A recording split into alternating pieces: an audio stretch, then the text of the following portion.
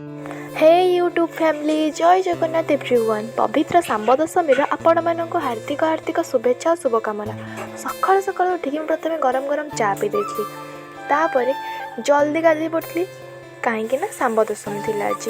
तो चलतु लगे पूजारी। मु तो शुणी पुराणा जुगे कृष्ण पुओ सांब थे आउ से कौ गोटे ऋषिंर अभिशाप रे बहुत बड़ रोग आक्रांत होते। तो से सूर्य को पूजा करी से रोगरू मुक्त पाई आ कौ ऋषि अभिशाप से यही रोग आक्रांत होते आपण मैंने कमेंट जनइबे।